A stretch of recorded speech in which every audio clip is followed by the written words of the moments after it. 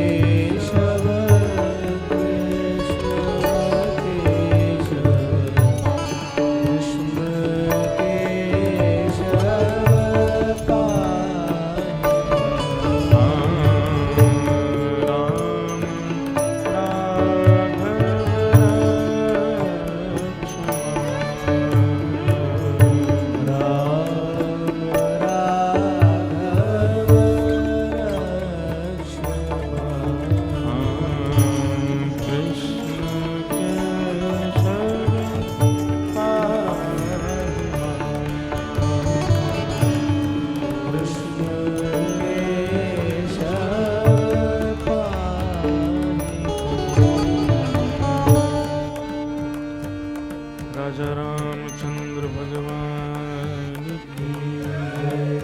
श्री जनक दुलारी की जय। अयोध्या धाम की जय। सरयू जी मैया की जय।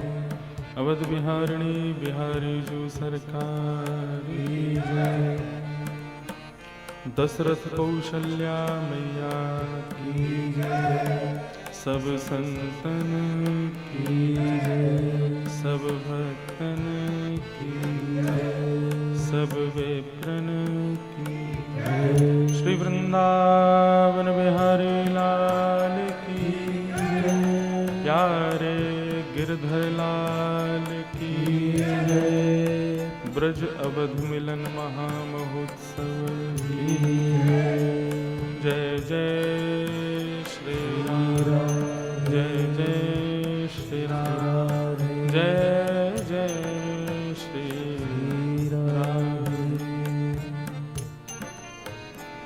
द्वारिका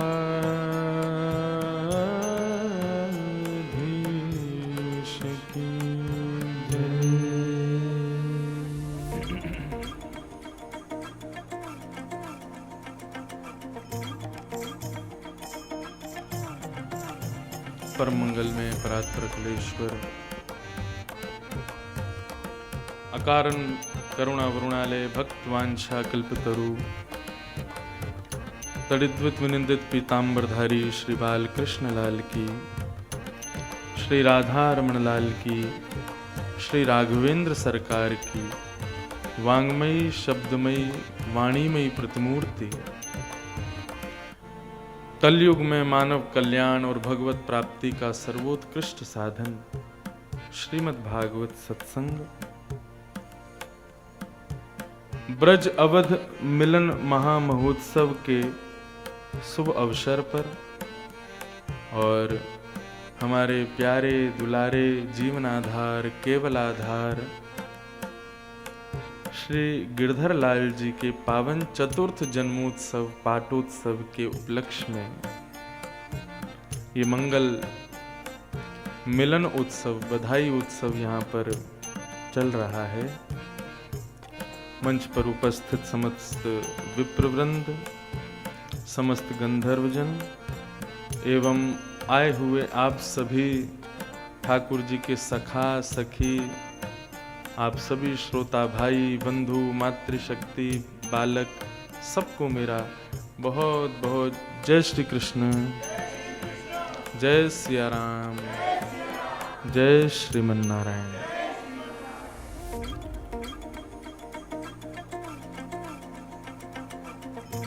परम सौभाग्य परमानंद का विषय है। ये मंगल उत्सव आज अपने चतुर्थ दिवस में प्रवेश कर रहा है और आज के दिन की तो बलिहारी है। हमारे प्यारे श्री गिरधर लाल जी आज 4 वर्ष के हैं गए। बधाई हो, बधाई हो, बधाई हो। आप सबन को भी खूब खूब बधाई। लेकिन बोलवे से नहीं काम चलेगा, आज तो बधाई खूब लूटनी है और लुटानी है।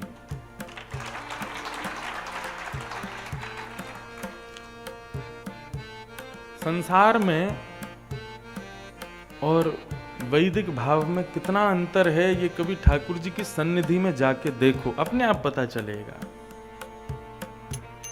घर में भी कोई ब्याह शादी होती है ना तो 3 दिन तक हम लोग अपने सोने का समय निकाल लेते हैं, लेकिन हमसे पूछो लाल जी के इस उत्सव में कल तुम सोए नहीं पूरी रात।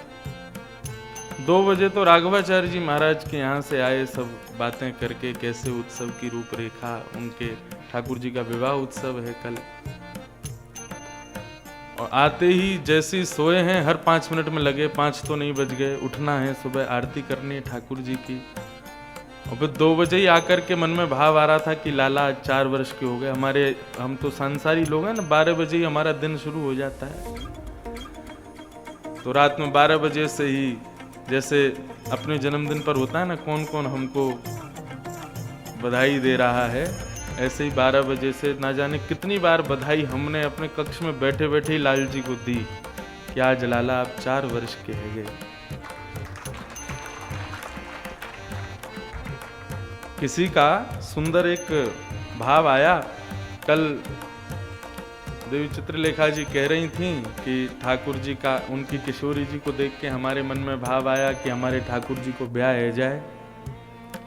तो किसी का कल एक भाव बड़ा सुंदर आया कि महाराज जी लाला अभी 4 वर्ष को भयो है, अभी तो विद्यालय जावेगो, गुरुकुल जावेगो, यूनिवर्सिटी में पढ़ेगो, जब ब्याह लायक होगो तब करेंगे ब्याह। अभी इतनी जल्दी ब्याह के बंधन में 4 वर्ष के भय, अभी तो खेलन लो ठाकुर जी है, इतनी जल्दी ब्याह क्यों?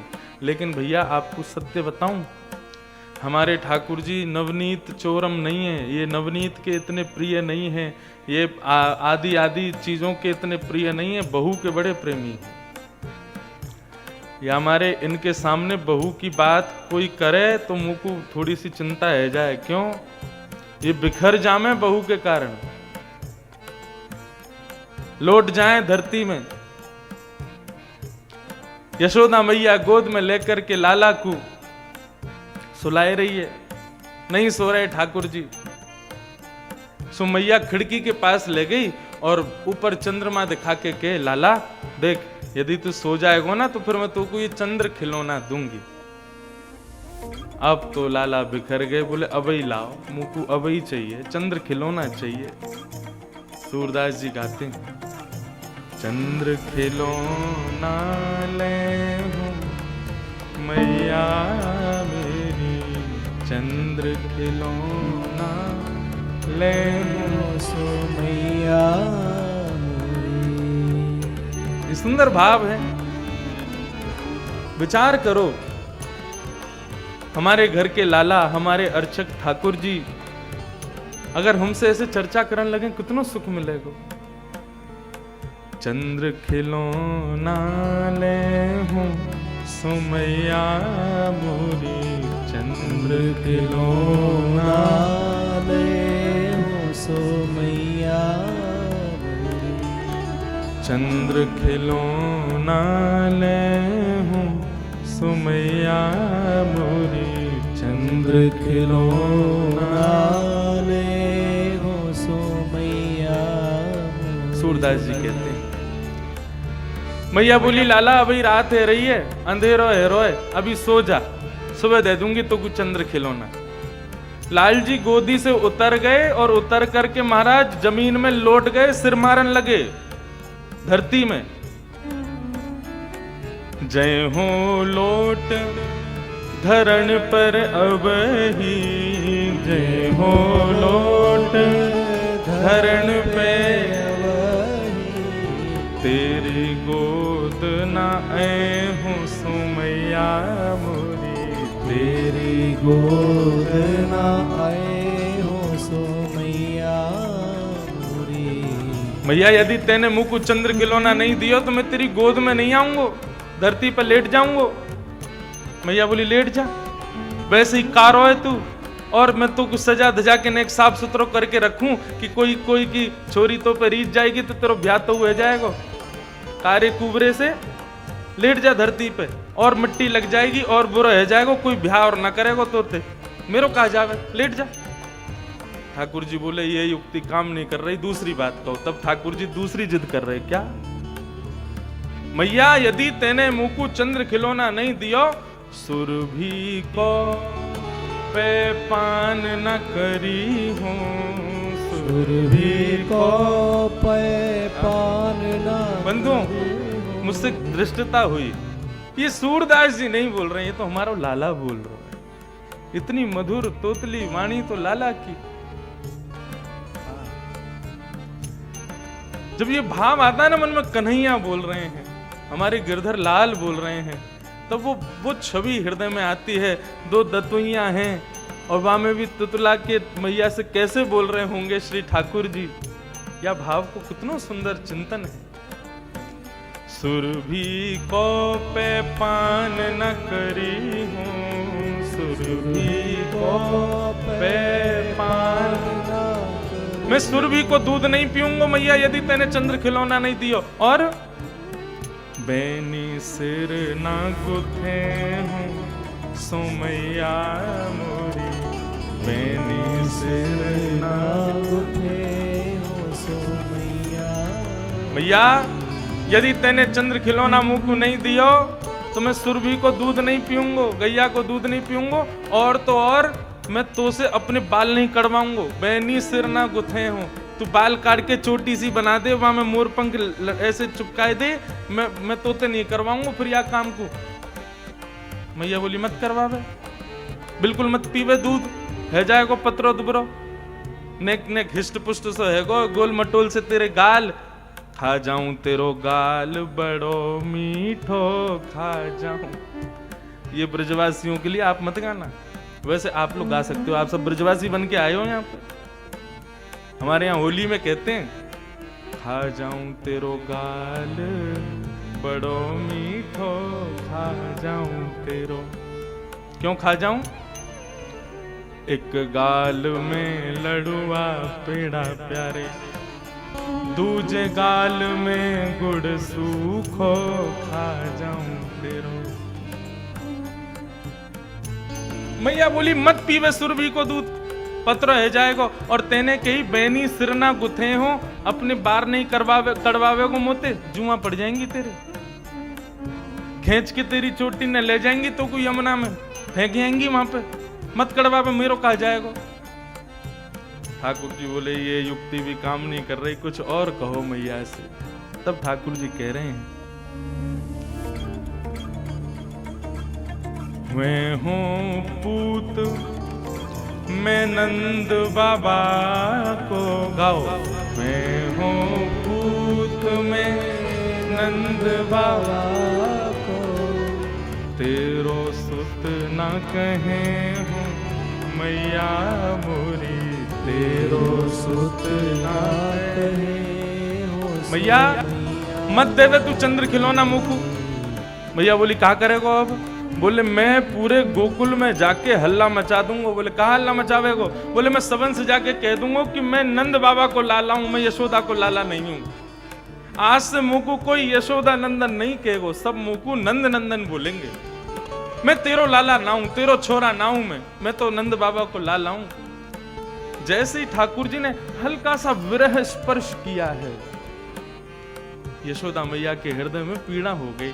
लाला ने ऐसी बात कैसे कह दी, मैं तेरो लाला नहीं हूं। ज्यादा ही जब रूठ गए तब मैया लाला को मना रही, आगे आओ बात सुन मेरी। लाला ने यहाँ पे मेरी बात सुन, आगे आओ बात सुन मेरी। ठाकुर जी बोले नहीं आऊंगा मैं। अरे ऐसी बात है लाला, बलदेव हूं ना जने हो। लाला एक ऐसी बात करनी है जो बलदेव को नहीं बतानी है, दाऊ दादा को पता नहीं चलनी चाहिए। जैसे ही ठाकुर जी ने सुनी ऐसी कोई बात है जो दाऊ दादा से छिपानी है, सो ही ठाकुर जी गुस्सा भूल गए और जाके बैठ गए मैया गोदी में। मैया जल्दी बता कौन सी बात है, कौन सी बात है जो दाऊ दादा से छुपानी है? बोले तू तो पीछे पड़ रहा हो, चंद्र खिलौना लूंगा, चंद्र खिलौना लूंगा, मैं तुमको या से बढ़िया एक खिलौना दूं। ठाकुर जी बोले कहा दोगी? हस समझावती कहती यशोदा, हस समझावती कहती यशोदा, तो को नई दुल्हनिया ले हूं लाला मेरे, नई दुल्हनिया ले हो सो लाला मोरे। ठाकुर जी मचल गए, मैया अभी लेके आ, तेरी सो मेरी सुन मैया, तेरी सो मेरी सुन मैया, तू मेरी बात सुन। अभी मचल गए, ठाकुर जी उतर गए गोदी से। और जैसे एक बालक बहुत एक्साइटेड हो जाता है ना, बहुत उत्साहित हो जाता है, ऐसे हो गए ठाकुर जी, एड़ियों पे खड़े हो गए अपनी। मैया बोली कहा है गो लाला? बोले मेरी बात सुन मैया, तेरी सौं खा के कह रहा हूं मैं, अवई बिहावे जय हूं, मैं अवई बिहावे जाऊंगा। तू तो मुंह को घोड़ी मंगवा, मुंह को सेहरा पहना। अभी 4 साल के हैं ठाकुर जी, दांत भी बढ़िया से निकले नहीं है, बोलनो भी जाने ना है ठीक से, और मैया से कह रहे मैं अब ही ब्यावे जाऊंगा, अब ही शादी करूंगा।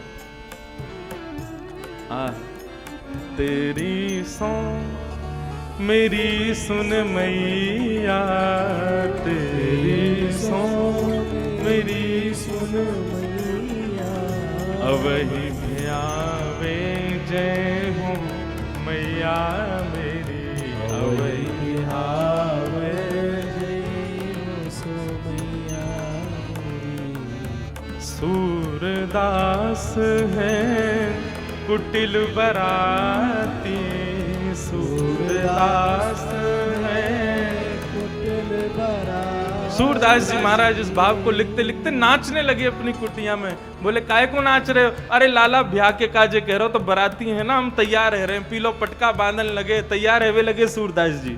सूरदास हुए कुटिल बराती, सूरदास कुटिल बराती, गीत सुमंगल गए हूँ मैया मोरी, गीत सुमंगल गए हूँ।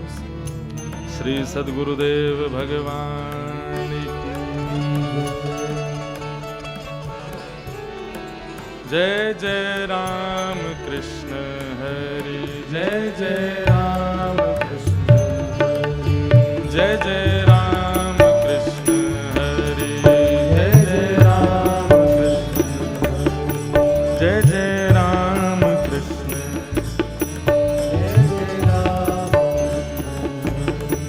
जय जय राम कृष्ण हरि,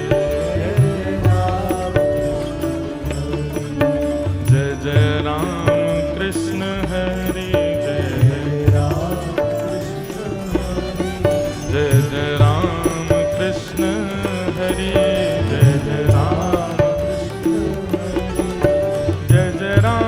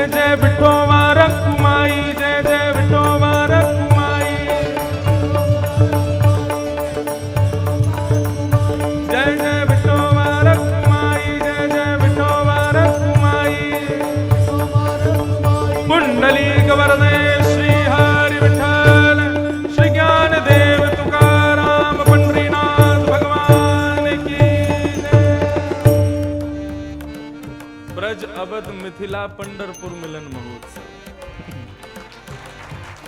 ये हमारे वारकरी बालकों को देख के पंढरपुर की याद आती रहती है।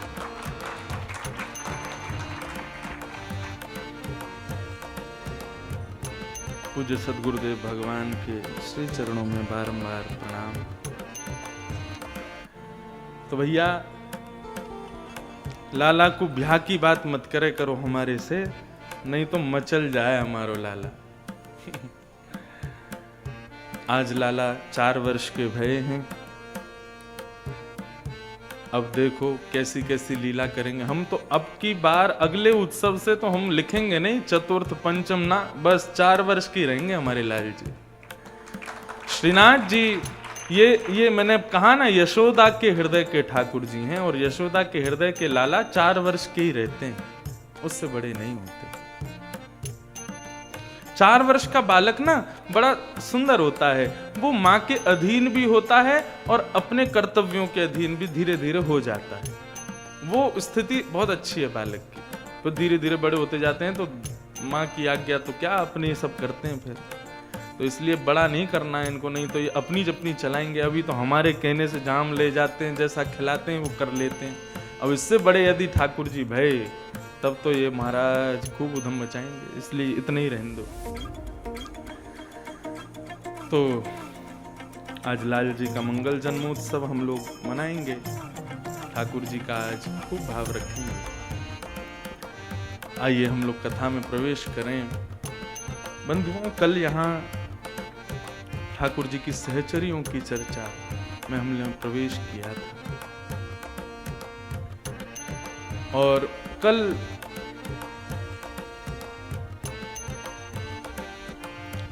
श्री हनुमंत लाल जी के सहचरी स्वरूप श्री चारुशिला जी के विषय में हमने श्रवण किया। श्री राघवेंद्र सरकार और श्री सियाजू के मुख्य दूसरी सहचरी हैं श्री चंद्रकला जी, और श्री चंद्रकला जी जो हैं ये श्री भरत जी के अवतार में व्यवस्थित हैं। वास्तव में बंधुओं ये भाव है कि प्रत्यक्ष रूप से हमारे देखने में श्री राम, जानकी, भरत, लक्ष्मण, शत्रुघ्न, हनुमान आदि ये सब दिखाई देते हैं, परंतु नित्य साकेत में ठाकुर जी की निकुंज की लीला, मैंने पहले ही बताया, कुंज, निकुंज, निभृत निकुंज। कुंज में सबका प्रवेश है, निकुंज में सखियों का और श्री सरकार और किशोरी जी का प्रवेश है। निभृत निकुंज में केवल सरकार और किशोरी जी, वहां किसी का प्रवेश नहीं। वहां तो किशोरी जी की कृपा हो जाए तब प्रवेश प्राप्त होता, लेकिन वो बिल्कुल अंतःपुर की लीला है, वहां किसी को प्रवेश है ही नहीं। हाँ, एक बात कह दूं, कथा को प्रवेश है निभृत निकुंज, क्योंकि निभृत निकुंज में हम जा तो कभी नहीं सकते, लेकिन निभृत निकुंज की चर्चा जरूर हम सुन सकते हैं। तो इसका मतलब यह है कि कथा का प्रवेश निभृत निकुंज में है। तो निकुंज लीला में भरत, लक्ष्मण, शत्रुघ्न, हनुमान जी ये पुरुष रूप में है ही नहीं। वृंदावन तो सदा निकुंज है, इसलिए वृंदावन में महादेव भी आते हैं तो गोपी बन करके आते हैं। बोलो गोपेश्वर महादेव की जय। और जैसा मैंने कल भी निवेदन किया बंधुओं, ये बहुत अधिकारी कथा अभी यहाँ कल छिड़ गई है परसों से, इसलिए आप सब लोग बहुत अधिकारी बन के ही बैठो। यहाँ अब निकुंज रस चल रहा है अयोध्या का, और गायन कर रहा है एक ब्रजवासी। हम रात में 1 बजे निवृत्त होकर सब कामों से तब पढ़ते हैं और फिर लिख करके लाते हैं भाव। और वास्तव में इसलिए है कि हम अपने लाल जी को सुना रहे हैं ये निकुंज की लीला।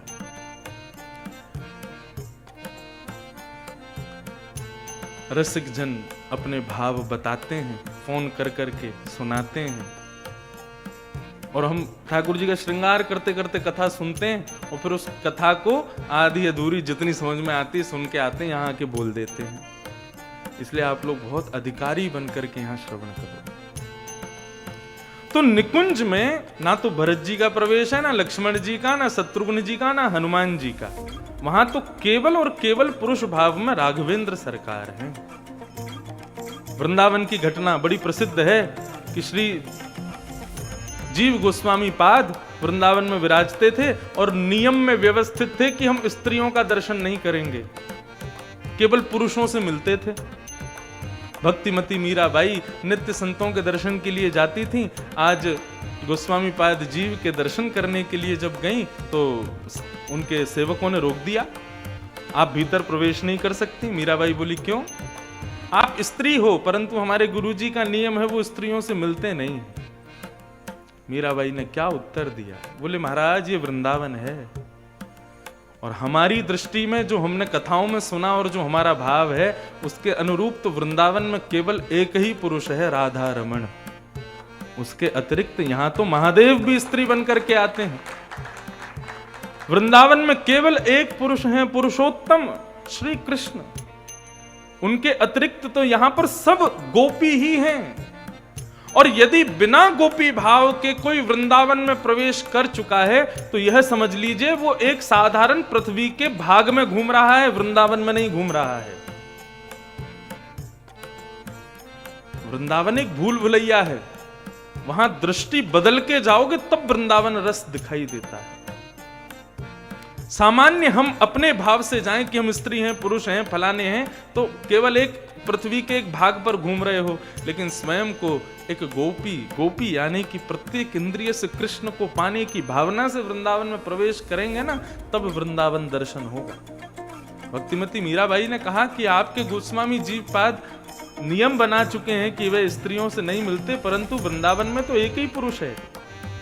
पूछ लीजिए आपके गुरुजी भी पुरुष हैं कि नहीं, क्योंकि वृंदावन में अन्यत्र किसी पुरुष का प्रवेश नहीं है। जब ये भाव जाकर के शिष्यों ने गोस्वामी जी से कहा कि महाराज एक सुंदर भक्ता आई है, नाम उसका भक्तिमती मीरा है, और वे कह रही हैं कि वृंदावन में तो केवल एक ही पुरुष हैं, आपके गुरुजी ने ये नियम कैसे बना लिया कि वे स्त्रियों से नहीं मिलते? वृंदावन में तो सब स्त्री हैं, सब गोपी हैं। जैसे ये भाव सुना, गोस्वामी पाद ने मन में भाव रखा कि भाई तीर्थ में जाके कुछ त्याग करना चाहिए, अपने अवगुणों का, अपने कुभावों का। गोस्वामी जी ने मन में विचार किया, जिसको मैं आज तक सद्भाव समझता आ रहा था, मुझे लगता है कि मेरी भक्ति में सबसे बड़ा व्यवधान ही यही नियम है कि मैं स्त्रियों से नहीं मिलूंगा। अब मुझे इसी को बदलना है, इसी को त्यागना है। और गोस्वामी जी ने कहा कि आज अपने इस नियम का त्याग में भक्तिमती मीरा को ही पहले देख करके करूंगा। और मीराबाई को देख करके उन्होंने अपना नियम तोड़ दिया कि मैं स्त्रियों से नहीं मिलूंगा। तो कहने का भाव, निकुंज में पुरुषों को प्रवेश ही नहीं है, सहचरियों को प्रवेश है, गोपियों को प्रवेश है। तो श्री रघुनाथ जी की, सियाजू की जो निकुंज लीला है, साकेत लीला जिसको अवध में कहते हैं, उस साकेत लीला में भरत जी महाराज श्री चंद्रकला जी के रूप में, और आपकी सेवा क्या है ठाकुर जी के लिए? वीणा वादन, ठाकुर जी को वीणा सुनाना। पान की सेवा, ठाकुर जी को बीड़ी भोग लगाना। गायन की सेवा, गा करके ठाकुर जी को रिझाना। चंदन की सेवा और इत्र की सेवा, ये सेवा है श्री भरत जी के अवतार चंद्रकला जी की। दूसरे भैया कौन है? श्री लक्ष्मण जी। लक्ष्मण जी सहचरी भाव में लक्ष्मणा के रूप में विद्यमान है। और लक्ष्मणा रूप में श्री लक्ष्मण जी की सेवा क्या है? फूल और आभूषणों की सेवा। ठाकुर जी के पुष्प की माला बनाना और शीतकाल में साधारण आभूषण सिद्ध करके ठाकुर जी को धारण कराना। ये श्री लक्ष्मण जी, लखनलाल जी के अवतार लक्ष्मणा जी की सेवा है निकुंज लीला में। तीसरे हैं श्री शत्रुघ्न जी।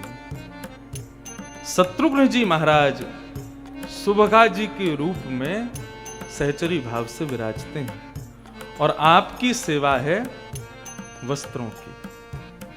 श्री किशोरी जी क्या पहनेंगी, ठाकुर जी क्या पहनेंगे, इसकी व्यवस्था श्री शत्रुघ्न जी के हाथ में। तो इस प्रकार ठाकुर जी के नित्य निकुंज लीला में कोई स्त्री सहचरियां ही नहीं है, वही जो हमको नित्य भाव से शत्रुघ्न भरत हनुमान के रूप में दिखते हैं, वही सहचरी भाव से निकुंज लीला में, साकेत लीला में। कल हमने हनुमान जी का भाव तो सुना कि श्री हनुमान जी चारुशिला के रूप में कैसे विद्यमान हुए, और हनुमान जी की सेवा क्या है? हनुमान जी की सेवा है आमोद प्रमोद की सेवा। मतलब ठाकुर जी किशोरी जी कब कहाँ मिलेंगे, कैसे मिलेंगे, जब मिलेंगे तो वहाँ फुलवारी कैसी होगी, वहाँ नदियों का नीर कैसे बह रहा होगा, कहाँ विराजेंगे, उस समय क्या पाएंगे। मतलब पूरी लीला जो ठाकुर जी अपनी निकुंज की करेंगे वो कैसे करेंगे, कहाँ करेंगे, ये आमोद प्रमोद की सेवा श्री हनुमान जी महाराज संभालते हैं। दोनों का कब मिलन होगा, कैसे मिलन होगा, कैसे मिलन से कैसा सुख होगा। अब इसी भाव को हमारे ब्रज का एक भाव याद आता है। ब्रज में जब निकुंज की लीला होती है तो श्याम सुंदर और किशोरी जी दोनों एक दूसरे पर मान करते हैं। मान का मतलब रूठ जाते हैं, और एक रूठेगा दूसरा उसको मनाएगा। हनुमान जी आ रहे हैं नीचे से, पवन देव, बहुत ध्यान से सुनो।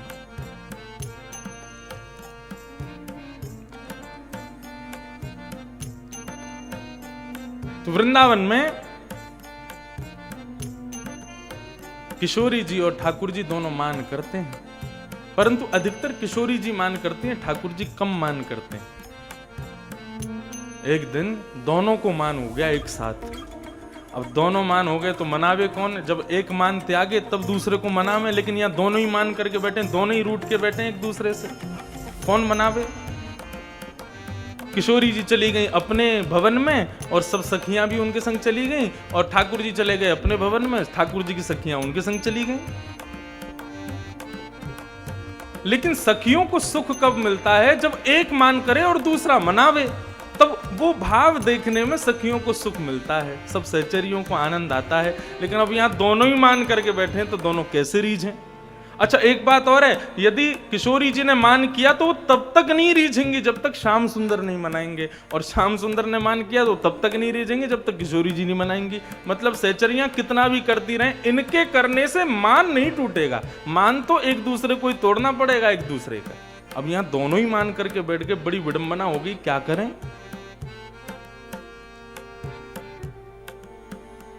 सहचरियों ने मीटिंग की, बोले भैया क्या करें, ये लीला कैसे व्यवस्थित होगी दोबारा से?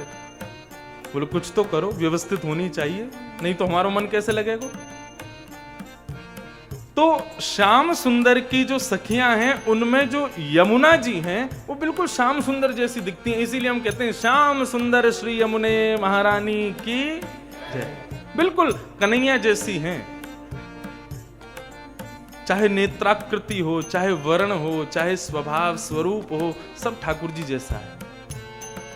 और यहां किशोरी जी की सहचरियों में ललिता जी, कल मैंने बताया ना, दर्पण में जब स्वयं को देखा, हे ललित तुम बड़ी प्यारी हो, तो किशोरी जी का ही दर्पण का स्वरूप ललिता के रूप में प्रकट हो गया। ललिता जी बिल्कुल किशोरी जी जैसी दिखती हैं। तो सब सखियों ने आपस में मीटिंग की, बोले एक काम करो, ना तो किशोरी जी जा रही हैं मनाने, ना श्याम सुंदर जा रहे हैं उनको मनाने। अब एक काम करो, ललिता जी को तो बनाओ किशोरी जी, और इनको किशोरी जी बना करके भेजो श्याम सुंदर को मनाने, और यहाँ यमुना जी को बनाओ ठाकुर जी, और ठाकुर जी बना के इनको भेजो किशोरी जी को मनाने। समझ रहे ना बात को? हाँ, कहीं वो गुड़ गोबर मत कर देना, समझते रहना, ध्यान से सुनना। अब यहां से किशोरी जी, ललिता जी किशोरी जी का रूप धारण करके श्याम सुंदर को मनाने जा रही हैं, और वहां से यमुना जी श्याम सुंदर का रूप धारण करके श्याम सुंदर को मनाने जा रही हैं, किशोरी जी को मनाने जा रहे हैं। जैसे ही सामने से ललिता आती दिखी, सब सहचरियों को लगा किशोरी जी आ रही हैं, सब दौड़ी दौड़ी गई, अरे श्याम सुंदर अब तो मान त्याग दो, देखो किशोरी जी श्रम कर रही हैं, आपको मनावे स्वयं चल के आ रही हैं। जैसे ही ठाकुर जी को पता चला किशोरी जी मनाने आ रही हैं, अरे वो क्यों इतना श्रम कर रही हैं, मैं खुद ही चला जाता, मैं खुद ही जाकर के उनको मना लेता, वो इतना श्रम क्यों कर रही हैं। मतलब रूठे भी कैसे हैं, नेक पतो चल गई कि वो मनाने आ रही है तो अपने आप ही रूठना बंद हो गया ठाकुर जी का, अपने आप ही भूल गए कि मैं रूठो गया हूं।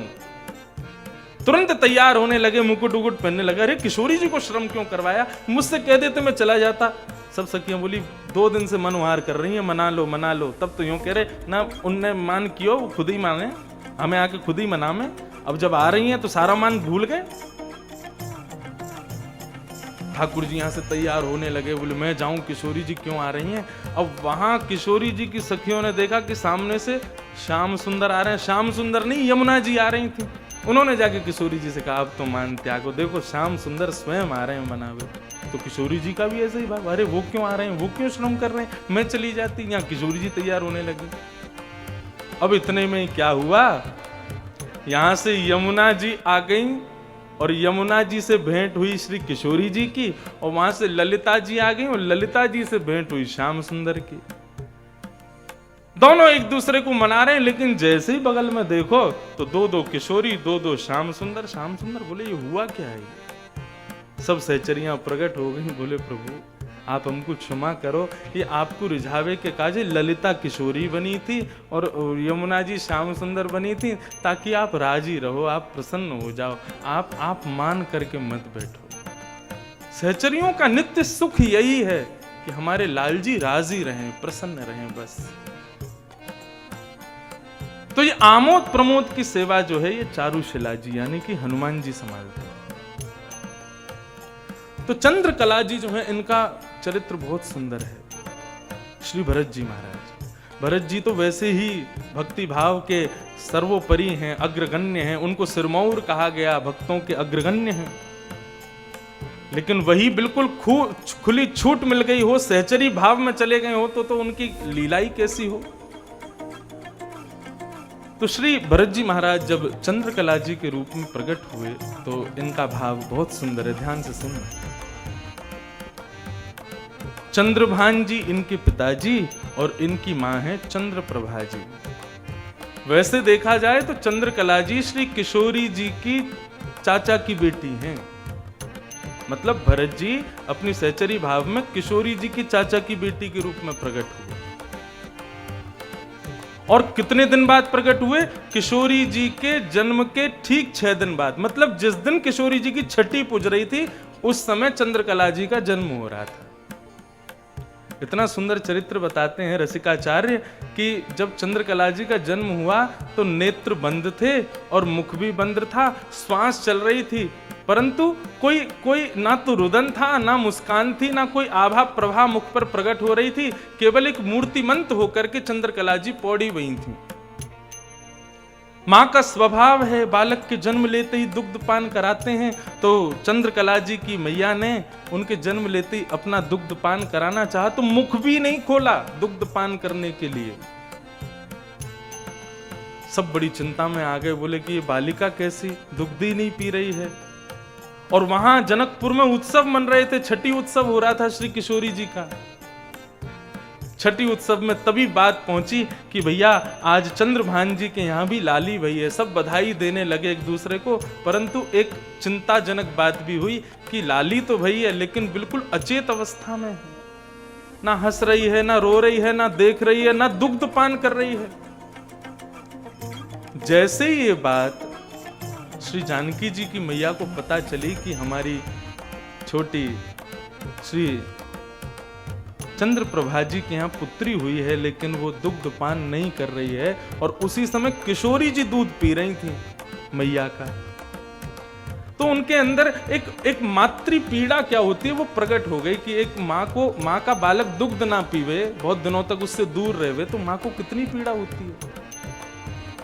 किशोरी जी की मैया के मन में भाव आया कि हे विधाता, मुझको पता है कि जब बालक दुग्ध पान करे कितना सुख मिले, ये सुख मेरी छोटी बहन को भी प्रदान करो ना। किशोरी जी जब पौड़ गई तो तुरंत मैया गई दौड़ी दौड़ी कि मैं देख के आऊं कैसी लाली भई है।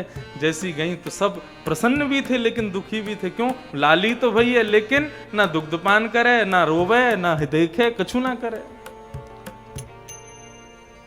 जैसे ही श्री जानकी जी की मैया ने चंद्रकला जी को अपनी गोद में लिया, गोद में जाते ही पयोधर की सुगंधी चंद्रकला जी को आने लगी। अभी अभी सिया जी ने दुग्ध पिया था, तो पयोधर पर सिया जी के अधरामृत की सुगंधी जैसे ही चंद्रकला जी के नासिका में गई है, तो मानो जैसे एक छोटा बालक अपने आप जैसे रुदन जैसा करने लगता है, व्याकुल होता है भूख के कारण, ऐसी चंद्रकला जी हो गई।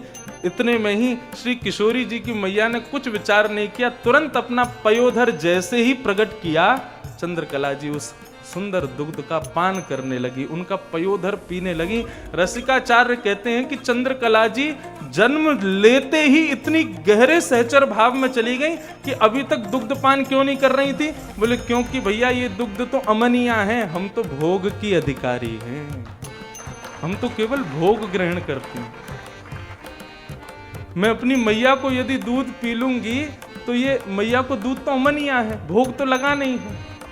इसलिए जब किशोरी जी की मैया पधारी और पता चली कि ये तो जानकी जी की मैया हैं और अभी अभी श्री किशोरी जी ने उच्छिष्ट किया है पयोधर, दुग्ध पान करके या को भोग लगा दिया है, तब चंद्रकला जी ने दुग्ध पान किया। आप अवस्था गणना कर सकते हो।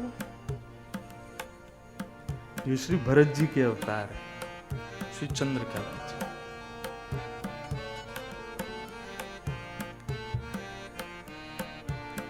ऐसी श्री चंद्रकला जी प्रकट भई और धीरे धीरे फिर ज्यों-ज्यों बड़ी होती गई, तब से श्री जानकी जी की मैया ने व्यवस्थित कर दिया कि ये किशोरी जी की संगी रहेंगी। बचपन से ही किशोरी जी की सब भूमिका निभाती हैं, सब भाव देखती हैं। तो एक बार किशोरी जी सुंदर वन में विराज रही थी जनकपुर में, और वन में विराजे भय मानो जैसे जैसे कल देवी चित्रलेखा जी रात्रि में बता रही थी ना एक भाव की श्री राधा रानी वन में बैठ कर के विरह कर रही थी, राधा राधा राधा पुकार रही थी। ठीक वैसे ही किशोरी जी भी एक वन में बैठ कर के विरह से आतुर होकर के और नेत्रों से अश्रुपात कर रही थी। जैसे ही चंद्रकला जी ने दर्शन किया, तुरंत दौड़ी दौड़ी गई, चरणों में प्रणाम किया, बोले सियाजू किशोरी जी आप इतने कष्ट में क्यों हो, इतने विरह में क्यों हो, आपके कष्ट का कारण क्या है। नन्ही सी किशोरी जी चंद्रकला जी से कहें कि अभी प्राण प्यारे प्रियतम सरकार राघवेंद्र से मिलवे में अभी बहुत समय है। मैं यही विचार कर रही हूं कि इतना समय कैसे मेरो बीतेगो, मैं कैसे उनसे मिलूंगी, अभी तो बहुत समय है। चंद्रकला जी ने जैसे ही देखो कि श्री किशोरी जी सियाजू बड़े विरह में हैं, तुरंत अपने नेत्र बंद करके अपने भाव गम्य होकर के विचार किया कि रघुनाथ जी कहाँ हैं और क्या कर रहे हैं। तो जैसे ही नेत्र बंद करके चंद्रकला जी ने देखा तो क्या पाया कि श्री अयोध्या के प्रमोद वन में राघव भी बैठे हैं और किशोरी जी को याद कर रहे हैं कि किशोरी जी कब मिलेंगे। भाव सुनो पहले पूरा, किशोरी जी कब मिलेंगे। तो बंधुओं ये कथा ऐसी अद्भुत है, सब जगह प्रचलित है कि श्री राघव और किशोरी जी प्रथम बार कहां मिले, पुष्प वाटिका में मिले। जब रघुनाथ जी स्वयंवर में गए गुरुदेव के साथ, तभी सिया जी से पहली बार मिले। लेकिन आज एक ब्रजवासी खुलासो कर रहा है आपके सामने कि श्री राघव पहले मिल चुके हैं और चंद्रकला जी ने मिलवाए। जैसे ही देखा श्री सियाजू अत्यंत विरह में हैं, चंद्रकला जी ने तुरंत अपने नेत्र बंद किए। देखो श्री राघव क्या कर रहे हैं, अपने दिव्य शक्तियों से जाके देखा तो प्रमोद वन में राघव भी विचरण कर रहे हैं, विरह से कातर हो रहे हैं कि अभी तो सिया जी से मिलने में बहुत समय है। चंद्रकला जी ने अपने निष्ठा से, अपने पूर्ण भाव से, समर्पण भाव से समस्त शक्तियों को प्रकट किया और प्रकट करके कहा अभी इसी वक्त प्रमोद वन सहित राम जी को यही मिथिला में प्रकट करो। समस्त सखियां गईं, जाकर के प्रमोद वन सहित राम जी को उठा के ले गईं और ले जाकर के मिथिला में प्रकट कर दिया। अब राम जी तो विचरण कर रहे थे, नेत्र बंद करके सिया जी को याद कर रहे थे। याद करते करते रघुनाथ जी बैठे थे, इतने में ही सियाजू सखीन में छुपी वहीं भीतर से बोली, अरे तुम कौन हो, यहां कहा कर रहे हो? हे श्याम सुंदर, हे श्याम वर्ण के सुकोमल राजकुमार, आप कौन हो? जैसे ही किशोरी जी की ये सुंदर ध्वनि सुनी है, सुंदर उनकी बात सुनी है, राघव विचलित हो गए, विरह से कातर होने लगे। बोले स्वर कहां से आ रहा है? तभी देखा सामने चारुशिला जी, चंपक लता जी, सारी सखियां खड़ी हैं, सिया जी उनमें छुप के बैठी हैं भीतर। राघव बोले, हम कौन हैं और यहां क्या कर रहे हैं? ये प्रश्न आप क्यों कर रही हो? हमारा अयोध्या, हमारा प्रमोदवन, हमारे पिताजी यहां के राजा, हम तो यहां विचरण करेंगे। प्रश्न तो हमको करना चाहिए कि आप कौन हो? हे सुकोमला, इतनी सुंदर आपके शब्द हैं, इतने सुंदर आप बोल रही हैं, आप कौन हो और हमारी अयोध्या के प्रमोदवन में आप क्या कर रही हो? किशोरी जी और सब सहचरियां हंसने लगी। बोले किसने कहा कि आप अयोध्या में हो? बोले किसने कहा कि हम सवेरे आए हैं, बाल भोग करके कौशल्या मैया ने भेजा है और गुरुदेव वशिष्ठ आए हैं, उनके लिए पुष्प पत्र लेने के लिए हम आए हैं प्रमोद वन में। सब सहचरियां बोली, अरे राघव आप बड़े भोले हो, निकल के देखो, बाहर जाके देखो, आंख खोल के देखो, आप अयोध्या में नहीं, आप मिथिला में खड़े हैं। जैसे ही राघव ने सुना हम मिथिला में हैं, बोले सही बताओ? बोले हाँ, आप सच में मिथिला में। तो एक छोटा बालक जब मेला में खो जाता है, जिस प्रकार व्याकुल हो जाता है, जिस प्रकार विरह से कातर हो जाता है, राघव वैसे ही विरह में आ गए। अरे पीछे मुड़ करके देखा तो महल नहीं दिखाई दे रहा है, थोड़ी और अटारी पे चढ़ के देखा, कहीं ऊंचाई पे जाके देखा सरजू जी नहीं दिख रही हैं। राघव तो विचलित हो गए, व्याकुल हो गए, इतने व्याकुल हो गए, हाथ जोड़ करके सब सखियों से कहने लगे, मुझको मेरी मैया के पास पहुंचाओ, मेरे अवध में पुनः पहुंचाओ, मेरे दशरथ जी कहाँ हैं, मेरी कौशल्या मैया कहाँ हैं? जब इतने विरह में आ गए तो सब सखियां बोली, अब इनके विरह को दूर करो। और कैसे दूर करो? सब सखियों ने जैसे ही थोड़े इतर हुई हैं, मध्य में सुकोमला कंचवर्णा, आहा सुंदर कटाक्ष मृग नैनी, जैसे ही जानकी जी का दर्शन हुआ है, श्री राघव का सारा विरह वहीं समाप्त हो गया, प्रेम विगलित हो गए राघव। और तब सियाजू राघव के पास जामे और कहें, राघव पता है आज क्या है? बोले क्या है? बोले आज मकर संक्रांति को दिन है और आज हम पतंग उड़ाएंगे मिथिला। और तब सियाजू और राघवजू दोनों वहां पर पतंग उड़ाने लीला कर। मिथिला के रसिकाचार्य, अवध के रसिकाचार्यों का भाव है। अब मैं जैसे तैसे दूर धाड़ के ला रहा हूँ विषय, अपने लाल जी को सुंदर भाव सुनाने। ये कथा आप लोग सुन ही नहीं रहे हो, हमारे लाल जी सुन रहे, हमारे राघव सुन रहे हैं। हाँ हाँ, कितना सुंदर भाव है। आज वही तिथि है जिस तिथि में ये आज तो एक और खुलासा, ये मकर संक्रांति का दिन सियाजू और राघव जी के प्रथम मिलन की भी तिथि, और प्रथम मिलन में आज राघव और श्री सियाजू पतंग उड़ा रहे हैं। कितना सुंदर भाव है। बन पिय चंग उड़ावे आज अली, बन पिय चंग उड़ावे आज अली, बन पिय चंग उड़ावे आज पिय, बन पिय। चंग माने पतंग। सब लोग गाओ भाव से। बन पिय चंग उड़ावे आज पिय, बन पिय चंग उड़ावे आज पिय। श्याम पीतवर डोर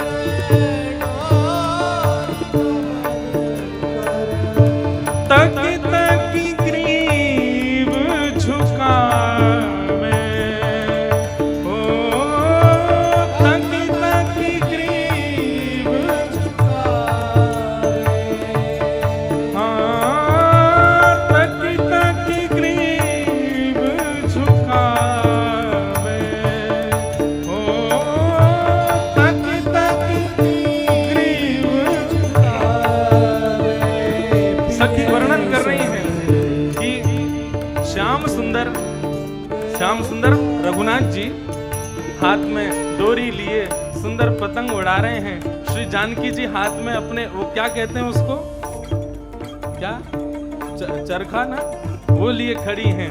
और जब जब ठाकुर जी पतंग उड़ा में दोनों एक संग अपनी ग्रीवा यानी गर्दन ऐसे मटका मटका करके देख रहे हैं कि हमारी पतंग कहाँ गई, कैसे जा रही है। वह स्वरूप को दर्शन करके सब सखियां सहचरियां आनंदित हो रही। तकी तकी ग्रीव झुकावे, ओ तकी तकी ग्रीव झुकावे, आज बन प्रिय चंग उड़ावे, आज प्रिय बन प्रिय चंग उड़ावे, आज प्रिय बन प्रिय चंग उड़ावे, आज बन प्रिय चंग हाँ बहु सखी गावे, वीणा बजावे, बहु सखी गावे, वीणा बजावे। ठाकुर जी की लीला कैसी है, वन में पतंग उड़ा रहे हैं तो वहां पे भी बिना गाजे बाजों के जाते नहीं है। पतंग उड़ा रहे हैं वहां पर भी वीणा मृदंग आदि सब बज रहे हैं और ठाकुर जी की सुंदर पदावलियों का गायन हो रहा है। तो सोचो हम जिन पदों को गाते हैं, जिन पदों से ठाकुर जी का मुखोल्लास करते हैं, कितने प्रिय हैं ठाकुर जी को। जैसे व्यक्ति जरूरी के सामान अपने संग रखता है, फोन अपने पास रखेगा, पर्स अपने पास रखेगा, बटुआ अपने संग रखेगा, ऐसे ही ठाकुर जी जब भी लीला करने जाते हैं तो सहचरियों को गाजे बाजे संग संगी रखते हैं। कोई भी लीला करें तुरंत उसका उद्घाटन कर देती हैं सखियां गा करके। हाँ बहु सखी गावे, वीणा बजावे, बहु सखी गावे,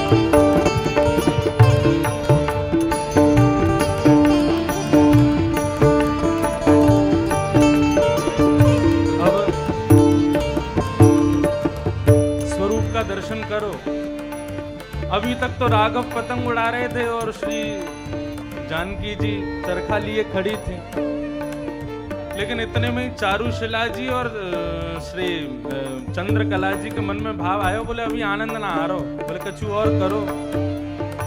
सो इतने में चंद्रकला जी एक नई पतंग ले आई और पतंग लाके श्री सिया जी को पकड़ाई और स्वयं ने चरखा पकड़ो और श्री चारुलता जी जो हनुमान जी के अवतार है उन्होंने राघव की चरखा पकड़े। बोले अब आवे को आनंद, अब तो दोनों पतंग उड़ा रहे हैं और एक दूसरे से होड़ लगा रहे हैं और सब सखियां गा रही हैं। क्या बात, प्यारो जीते पिया जब हारे, प्यारो जीते पिया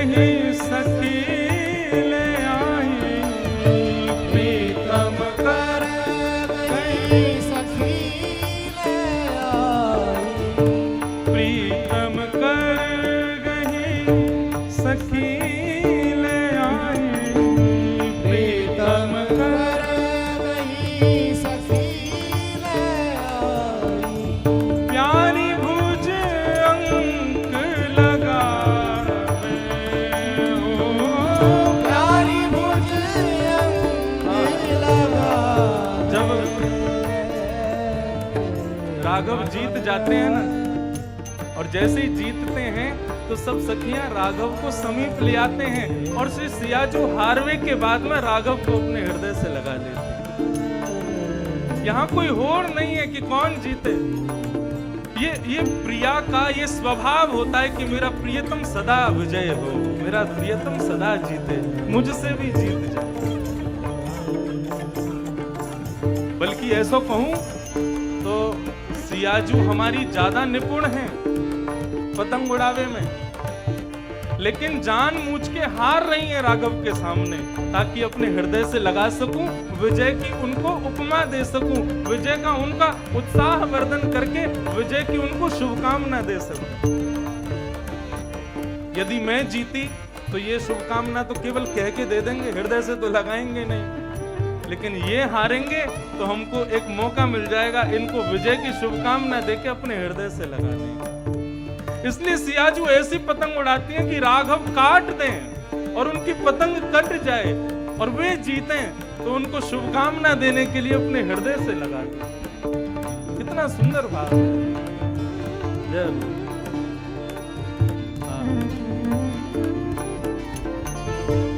प्रीतम कर गही सखी ले आई, प्रीतम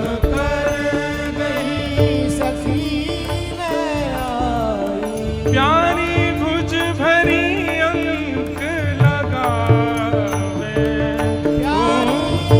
भुज भरी अंक लगावे, हाँ प्यारी भुज भरे अंक लगावे, प्यारी भुज भरी अंक लगावे। और फिर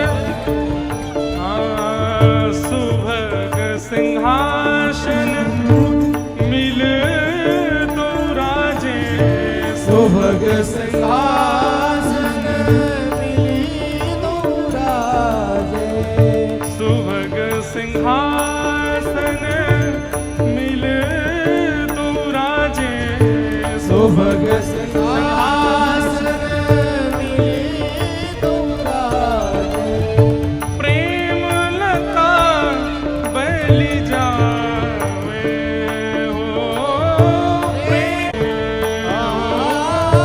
प्रेम लता बलि जावे, आज अली बन पिय चंग उड़ावे, आज भी बन पिय चंग उड़ावे, आज बन पिय चंग उड़ावे, बन पिय चंग उड़ावे, आज अली बन पिय चंग उड़ावे, बन पिय चंग उड़ावे। श्री कनक बिहारिणी बिहारी जू सरकार की। है ना कितनी सुंदर लीला।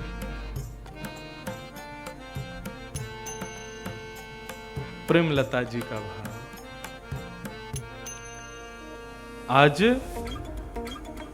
पिए वन चंग उड़ावे, ठाकुर जी और श्री सियाजू दोनों ऐसे मिले प्रथम बार। अब ये रसिकाचार्यों के भाव हैं, अंतरंग भाव हैं, अनधिकारियों के लिए नहीं हैं, केवल अधिकारियों के लिए।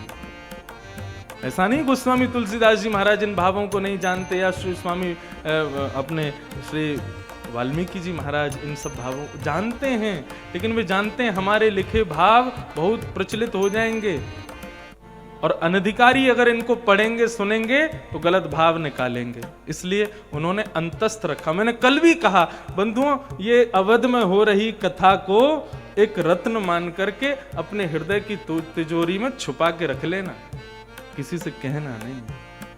ये अनधिकारियों की कथा नहीं।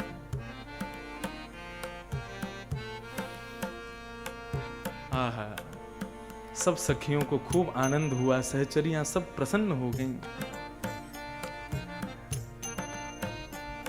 अब राघव बोले, सियाजू बोली अब लीला पूर्ण करो, हम वापस जाएंगी भवन में। सब सखियां लेके सियाजू को जाने लगी, राघव अकेले रह गए। राघव बोले तुम तो जा रही हो, हमको तो अयोध्या पहुंचा दो, हम तो यहीं मिथिला में आ गए। सखियां बोली पहुना मिथिले में रहो ना, हे पहुना, हे दूल्हे राजा, अब तुम मिथिला में ही रहो, अब यहां से जाने की जरूरत नहीं है आपको। राघव बोले आएंगे ना पहुना बन के, तब रख लेना मिथिला में, लेकिन अभी तो जाने दो। चंपकलता जी बोली कैसे आए थे आप? चंद्रकला जी बोली आप कैसे आए थे यहाँ पर? बोले कैसे क्या आए थे, हम तो प्रमोद वन में घूम रहे थे, सियाजू सियाजू सियाजू सियाजू कह रहे थे, आंख खोल के देखी तो हम तो मिथिला में आ गए। चंद्रकला जी बोली नेत्र बंद करो, फिर से सियाजू सियाजू कहो। नेत्र बंद करके रघुनाथ जी ने सियाजू सियाजू सियाजू कहा, इतने में कोई आवाज ही नहीं आई कि आंख खोलो। नेत्र खोल करके देखा तो सरजू जी बह रही हैं, सुंदर अयोध्या की नगरी में पुनः राघव आ गए। अद्भुत लीला। बंधुओं, जैसे हमारे श्रीधाम वृंदावन में श्री किशोरी जी की अनन्य उपासना और अनन्य सेवा में प्रवेश करना हो तो ललिता विशाखा को प्रणाम करो। विशाखा ओरछा के महाराज के गुरु जी श्री हरिराम व्यास जी के अवतार, विशाखा के अवतार हैं श्री हरिराम व्यास जी, और ललिता स्वयं किशोरी जी की अवतार है। ठीक वैसे ही यहां राघवेंद्र सरकार और सियाजू की यदि नित्य लीला और नित्य भाव में प्रवेश करना हो तो श्री चंद्रकला जी और चारुशला जी ये मुख्य आचार्य। एक कथा और पढ़ी हमने, वो भी सुनाए। चंद्रकला जी ने कितनी कृपा की एक बार श्री नारद जी के ऊपर। भाव कुछ ऐसा है कि नारद जी महाराज जो हैं, भागवत में प्रसंग आता है ना महाराज जी, देव दत्ताम मिमाम वीणाम स्वर ब्रह्म विभूषिताम मूर्छयित्वा हरि कथाम गायमानस चराम्यहम्। श्रीमद् भागवत में प्रसंग आता है कि नारद जी महाराज के गायन से एक बार ठाकुर जी इतने प्रसन्न हो गए, प्रसन्न होकर मन में विचार करने लगे नारद को क्या दें। तो ठाकुर जी ने प्रसन्न होकर के वीणा प्रदान की। और भागवत में स्पष्ट लिखा है देव दत्ताम मिमाम वीणाम स्वर ब्रह्म विभूषिताम मूर्छयित्वा हरि कथाम गायमानस चराम्यहम्। नारद जी ये वीणा आपको हम प्रदान करें। ठाकुर जी ने वीणा दी नारद जी को, तो नारद जी उस वीणा पर केवल हरि गुणगान गाते हैं। वीणा बजाने में इतने निपुण हैं नारद जी, परंतु संसार को रिझाने के लिए किसी और को रीझ जाए मेरा वीणा वादन, इसलिए वीणा नहीं बजाते, मेरे ठाकुर जी रीझे रहे। परंतु आप सबसे यही प्रार्थना, वैष्णवता क्या है, भक्ति भाव क्या है, मेरे अंदर जितने गुण हैं उन गुण से मैं दुनिया को ना रिझा के अपने लाल को रिझाऊं, अपने प्रियतम को रिझाऊं। ताली इतनी कमजोर बजी, इसका मतलब यह है कि आप अपने गुण से संसार ही रिझाते हो।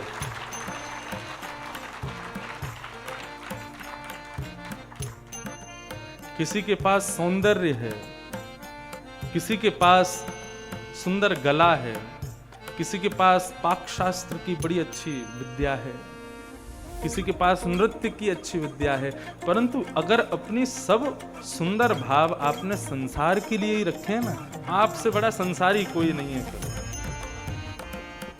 अपने उस सुंदर भाव से एक बार कहने को, मेरे भाव से केवल आप एक बार ऐसा कर लो, झूठ को ही सही अपने किसी अच्छे गुण से ठाकुर जी को रिझा के तो देखो, आपको वो सुख मिलेगा जो सुख आपने कभी नहीं पाया। आज हम गाते हैं, हमसे कोई कहे फिल्मी गीत गाओ, तो ना तो मेरी आवाज में आपको अच्छा लगेगा और ना मैं गा पाऊंगा। लेकिन आप हमको कोई भी पद लाके दो, रसिकाचार्यों की वाणी लाके दो, किसी भी प्रकार की कोई चौपाई दो, श्लोक दो, तुरंत गा के सुनाएंगे। क्यों? क्योंकि अब ये कंठ भी स्वीकार कर चुका है कि यदि हरि चर्चा से विमुख यदि कोई बात है तो इसको गाना ही नहीं है। इसका मतलब ये नहीं कि मैं सुनता नहीं हूं या गाता, लेकिन मेरा भाव और जो मेरा मन है वो उसमें लगता ही नहीं। ठाकुर जी के भाव गाने में ही आनंद आता है। कृष्णदास जी कहते हैं ना, मेरो मन गिरधर छवि पे अटकियो, ललित त्रिभंगी चाल पे चल के, चिबुक चारु घड़ी ठत क्यों, मेरो मन गिरधर छवि पे। वही होगी ये स्थिति। अब चाहे गायन हो चाहे नृत्य हो, मैं वैसे नृत्य नहीं करता, हमारे घर में ब्याह होते हैं तो भी मैं नृत्य नहीं करता, लेकिन हमारे लाल जी में कल कितने बढ़िया बढ़िया गवैया बैठे थे, सुने आपने? एक महाराज जी ने तो ऐसा गाया, मेरे लाल जी का झूला जोर जोर से आगे पीछे हो गए। मैंने की जय हो। वो गायन ऐसा था कि उसमें नृत्य की कोई भूमिका बन नहीं रही थी, लेकिन फिर भी मैं उतर के आ ही गया। मैंने कि आज नहीं नाचे तो कब नाचेंगे? अरे इन लोगों को कहा जा रहा है ये सब दिल्ली बम्बई कलकत्ता से आए हैं, ये सब यहाँ पे घूमने फिरने आए, मैं तो अपने लाल जी को उत्सव मनाने आया, मैं तो नाचूंगा। हाँ हम नाचे। ये भाव आपके अंदर भी आ जाए तो आप भी शर्म क्यों करोगे, तुरंत आओगे मैदान में। संग देते हैं मेरे वाड़करी लोग मेरा, ये आते हैं ये संग आते हैं कि नहीं महाराज जी नाच रहे हैं तो हम भी नाचेंगे। वैसे सभी देते हो, सबको प्रणाम है। तो कहने का भाव, अपनी किसी भी अच्छे कला का, अपनी किसी भी अच्छे गुण का प्रयोग संसार के रिझाने में नहीं, ठाकुर जी की प्रसन्नता में करने लग जाओ। भक्ति का मतलब, भाव का मतलब, वैष्णवता का मतलब इससे अधिक और कुछ नहीं है। ये नाम जप हो गया, तिलक लगाना हो गया, परिक्रमा करना हो गया, तीर्थ यात्रा, ये तो हम अपने प्रारब्धों को नष्ट करने के लिए करते हैं, इससे ठाकुर जी प्रसन्न नहीं होते हैं। आपके तीर्थ जाने से बद्रीनाथ, केदारनाथ, गंगोत्री, यमुनोत्री, गंगा स्नान, इन सबसे ठाकुर जी को क्या लेना देना? इन सबसे तो हमारे प्रारब्ध खत्म होते हैं, हमारे दूषित कर्म नष्ट होते हैं। तीर्थों में भ्रमण करने से, माला जप करने से, तिलक आदि लगाने से। ठाकुर जी की प्रसन्नता किसमें है? तुम्हारे पास जो गुण है, उस गुण को संसार की जगह ठाकुर जी में एक बार लगा के देखो। गजराज तारो तेने आवने को, जावने को, खावने पकावने को मीराबाई तारी है। नरसिंह मेहता को तारो वही वार सवारने को, वेदन सुनावने को जयदेव तारो है। रैदास तारो तेने चामड़ा मधावने को। आपने जिनको भी तारा, उसको तारा जिसने अपने गुण से आपको भजा। मोहे तारो वहां में आपकी भलाई है, मैं आपके किसी काम का नहीं हूं, मुझ में कोई गुण ही नहीं है। मुझे तार के दिखाओ तो मैं मानूं कि आप तारणहार हो, आप पालनहार हो। इसलिए बंधु नोट कर लीजिए, अपने सद्गुण से संसार की जगह एक बार ठाकुर जी को रिझा के देखो। सुंदर रूप दिया है ठाकुर जी ने, खूब सजते हैं, पार्टी में जाएंगे वो हमसे खुश हो जाएं, हमारे रूप को देख के, हमारे वस्त्र आभूषणों को देख के अगल बगल के पड़ोसी आएंगे, खुश हो जाएंगे। अरे वाह तुम तो बहुत बढ़िया लग रहे हो, तुमने तो बहुत बढ़िया वाला कोट पहना है, तुमने शूज कहाँ से लाए हो। इन सब चीजों में क्या पड़ना, एक बार स्वयं का श्रृंगार अपने ठाकुर जी के लिए करके देखो कि मेरे राधा रमन लाल के सन्मुख में जाऊं तो क्या पता एक बार को वो नेत्र जरा से मुड़ करके मुझको देख लें कि मेरे लिए तैयार होके आया है।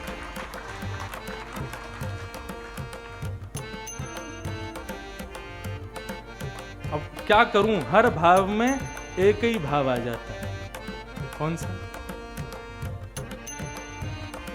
जिन भेषा मारो सांवरो रीझे, जिन भेषा मेरो गिरधर रीझे, मैं सोही भेष धरूंगी, हाँ सोही भेष धरूंगी। पर फिर क्या कह रही है मीरा भाई?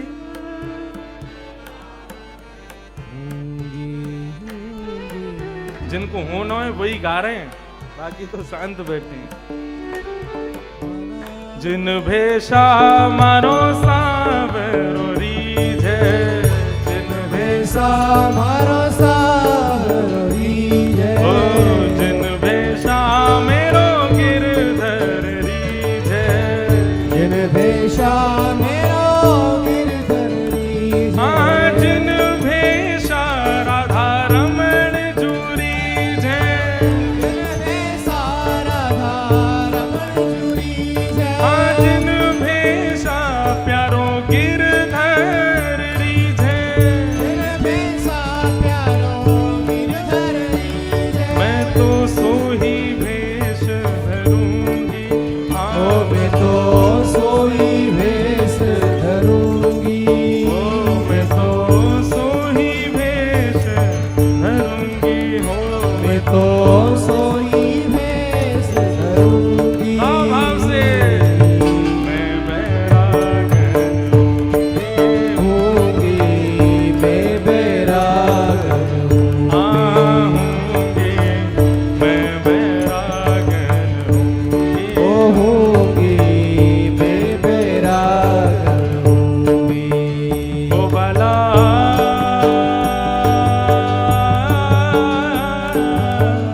मैं बैरागन हूँगी, हूँगी, मैं बैरागन होंगी होंगी मैं बैरागन आहूंगी, मैं बैरागन होंगी होंगी मैं बैरागन। श्री गिरधर लाल की।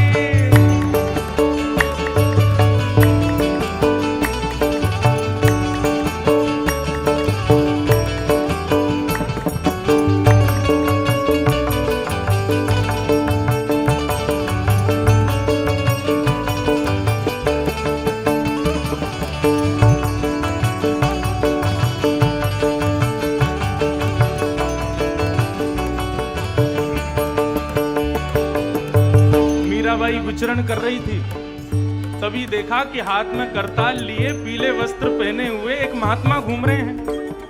महात्मा से जाके मीराबाई ने कहा, आपने पीले वस्त्र क्यों पहने हैं? महात्मा ने कहा, पीले वस्त्र इसलिए पहने ताकि लोगों को पता चले कि हम राघव के हैं, हम श्याम सुंदर के हैं, हम ठाकुर जी के हैं। मीराबाई बोली, मतलब पीले वस्त्र पहनने से हम ठाकुर जी के हो जाते हैं? बोले हाँ, और नहीं तो। पीले वस्त्र का मतलब है कि हम राघव के हैं। आहा, मीराबाई ने उसी समय भगवा वेश धारण किया। बहुतो कुसुमल साड़ी रंगावा, बहुतो कुसुमल साड़ी रंगावा, बहुतो कुसुमल साड़ी रंगावा, बहुतो कुसुमल साड़ी रंगावा, बहुतो भगवा भेष, बहुतो भगवा भेष, बहुतो भगवा भेष, बहुतो भगवा भेष।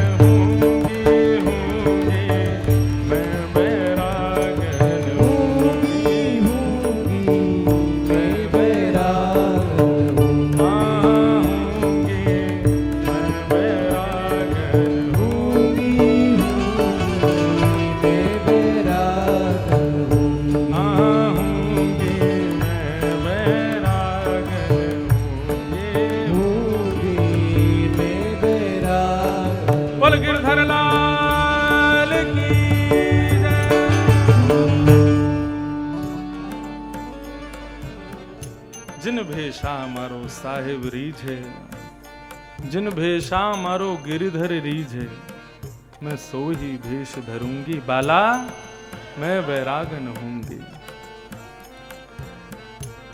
तो बंधुओं, अपने गुण का, अपनी कला का भाव ठाकुर जी के रिझाने में हो, यही वैष्णवता है। शांति से विराज जाओ सब लोग।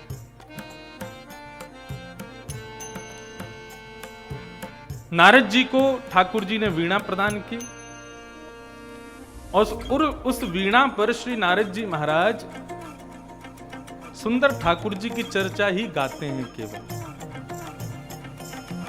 परंतु आज क्या हुआ? आज नारद जी तीनों लोकों में भ्रमण करते करते जैसे स्वर्ग पहुंचे तो वहां एक तुम्बुरु नाम का गंधर्व था। किस नाम का? तुम्बुरु। जैसे हा हा हु गंधर्व हैं, ऐसे एक तुम्बुरु नाम के गंधर्व, ये वीणा वादन में बड़े निपुण हैं।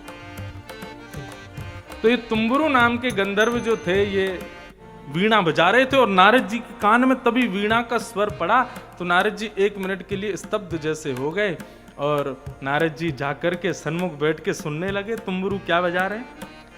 तो तुम्बुरु ऐसा वीणा बजाने लगे, ऐसा वीणा बजाने लगे। अब जिनको वीणा नहीं आता वो तो वाह वाह करते हैं, वो तो आहा करते हैं, वो तो जय जयकार करते हैं, पर जिनको वीणा आती है उनके हाथों को देख करके उनको लगता है हम भी बजा सकते हैं और हम इनसे बढ़िया बजा सकते हैं। तो नारद जी महाराज के मन में एक क्षण के लिए ये भाव आ गया कि भाई क्यों ना हम दोनों बैठ के एक दूसरे के सामने और वीणा का एक कंपटीशन करें, पैज लड़ावें कौन बढ़िया बजाएगा। तुम्बुरु के मन में ऐसी कोई भावना नहीं थी, लेकिन नारद जी के हृदय में आ गई। और आज नारद जी ने तुम्बुरु के बगल में ही अपना सिंहासन लगाया और वीणा निकाल करके लगे नारद जी बजाने। ऐसे बजावे, ऐसी झनकार मारे, इतनी जोर से बजावे महाराज, बजाते बजाते बजाते नारद जी के सारे जो वीणा के तार थे टूट गए। तुम्बुरु का तार बजता रहा, तुम्बुरु जीत गया। सब देवताओं ने ताली बजाई और तुम्बुरु की जय जयकार करके कहा कि भाई वीणा वाद्य में तुम्बुरु ने आज नारद जी को भी परास्त कर दिया। नारद जी को बड़ी आत्मग्लानि हुई, बोले मैंने बहुत बड़ी गलती कर दी। तार क्यों टूट गए बंधुओं? बहुत बड़ा संकेत है इस भाव से। वो वीणा आपको संसार के लिए बजाने के लिए मिली ही नहीं थी, किसी से पैज करने के लिए, किसी को लुभाने रिझाने के लिए या किसी को हराने के लिए मिली ही नहीं थी। वो वीणा तो केवल ठाकुर जी के गुणगान गाने के लिए नारद जी को मिली थी। कहने का अभिप्राय, हमारे पास जो गुण है ना बंधुओं, ये किसी को रिझाने, मनाने या किसी को हराने के लिए मिले ही नहीं हैं। जिन जिन गुणों से हम युक्त हैं, ये सारे गुण केवल और केवल गिरधर लाल को मनाने के लिए मिले हैं। यदि अपने सौंदर्य से, अपने स्वभाव से, अपने कंठ से, अपने नृत्य से संसार को रिझाओगे तो जैसे नारद जी की वीणा के तार टूट गए ना, ऐसे एक दिन हमारे भी सितार सब ध्वस्त हो जाएंगे। नारद जी महाराज आत्मग्लानि में आ गए और इतनी ग्लानि करने लगे, मेरे से कितना बड़ा अपराध हो गया। मैंने ठाकुर जी के द्वारा प्रदत्त वीणा, ठाकुर जी के द्वारा प्रदत्त गुण का संसार में प्रयोग किया, ये मेरा बहुत बड़ा अपराध हो गया मुझसे। और अब स्थिति ये हो गई कि नारद जी महाराज ने दूसरे तार व्यवस्थित करके वीणा बजाना प्रारंभ किया तो हाथ कांप रहे, वीणा बजी नहीं रही। इतना रुदन करने लगे नारद जी, जगह जगह विचरण करें। कोई आकर के कहे अरे आपको तो तुम्बुरु ने हरा दिया था, ये बात सुनते ही नारद जी महाराज और विचलित हो जाए। नारद जी महाराज रुदन करने लगे और रुदन करते करते तीर्थों में भ्रमण करते करते वे आए श्री अयोध्या। अयोध्या में सरजू जी के तट पर श्री नारद जी महाराज आकर के बैठे और बैठे बैठे जब विरह से कातर होके वो स्मृतियां याद करने लगे कि जब मैं वीणा वादन करता था और ठाकुर जी सुनकर के आहा वाह वाह करके मुझे अपने हृदय से लगाते थे, वो सारी स्मृतियां नारद जी के मन में घूम रही हैं कि वो सुख अब मुझे कभी नहीं मिल पाएगा। जैसे ही वे नारद जी यहाँ अयोध्या पधारे और अवध में आकर के सरजू जी के तट पर विराजमान हुए, सरजू जी के तट पर बैठे बैठे नारद जी के अश्रुविंद छलक उठे और अश्रुविंद प्रकट होके जैसे ही सरजू जी में गए, सरजू जी का पूरा जल उष्ण हो गया, गर्म हो गया, बिल्कुल भाप उठने लगा। सरजू जी के इस स्वरूप को देख करके देवता गंधर्व सब प्रकट हो गए और प्रकट होकर नारद जी से कहने लगे, नारद जी आप इतने विचलित क्यों हो रहे हो, आप इतने दुखी क्यों हो रहे हो, क्या बात है। नारद जी ने रोते हुए अपना भाव कहा कि मैं ठाकुर जी का मुखोल्लास नहीं कर पा रहा हूं, इससे बड़ा कष्ट क्या होगा, मैंने बहुत बड़ा अपराध कर दिया। अब वीणा तो है लेकिन मैं बजा नहीं पा रहा हूं, मेरे हाथों में वो कला नहीं रह गई है, मेरे से अपराध के कारण मेरी विद्या मुझसे चली गई है, मेरी विद्या मुझे पुनः कैसे प्राप्त हो। मैं वचन देता हूं मैं जीवन में किसी संसारी व्यक्ति के लिए ना गाऊंगा ना बजाऊंगा, केवल ठाकुर जी के गुणगान करूंगा। सरयू मैया ने कृपा करके कहा, हे नारद जी आपको कष्ट में आने की जरूरत नहीं है, आप जिस पुरी में बैठे हैं अवधपुरी, यहाँ की श्री कनक बिहारिणी बिहारी जी सरकार के नित्य सहचरी हैं श्री चंद्रकला जी। और वे चंद्रकला जी वीणा वादन में इतनी निपुण हैं कि उनसे सीखना तो दूर, केवल उनके सामने बैठ जाए और वो कृपा दृष्टि कर दें तो सामने वाला वीणा वादन करने लग जाता है। आप कृपा करके श्री चंद्रकला जी का आवाहन करो, उनके चरणों में प्रणाम करो, उनको वंदन करो, आपकी खोई हुई और ये अपराध की विद्या आपको पुनः प्राप्त हो जाएगी। सरजू जी ने संकेत केवल चंद्रकला जी का नहीं किया बंधुओं, हम आप सब लोगों को एक संकेत प्राप्त हुआ कि जीवन में कभी भी किसी वस्तु का अभाव ठाकुर जी की सेवा में आपको यदि लगे, उस समय ठाकुर जी के सामने मत रो, किशोरी जी के सामने विलाप करने की जरूरत नहीं है। उस समय तो ठाकुर जी की नित्य लीला में बैठे हुए अष्ट सखा सखी सहचरी संत महापुरुष इनके चरणों में प्रणाम कर लो, आपका जो भाव है वो अपने आप सुदृढ़ हो जाएगा। सरजू जी ने कहा कि हे नारद जी आप चंद्रकला जी को प्रणाम करो, तब आपकी विद्या पुनः प्राप्त होगी। और तब नारद जी ने चंद्रकला जी को प्रणाम किया। अब मोहे चंद्र कलाजू की आशा, अब मोहे चंद्र कलाजू की आशा। यहीं सरजू जी के तट पर नारद जी ने गाया, जनक लली जू की मुख्य सहेली, जनक लली, सब लोग गाओ। विहरती सकल विलासाब मोहे, विहरत सकल विलासा, चंद्रकला जू की आशाब मोहे, चंद्रकला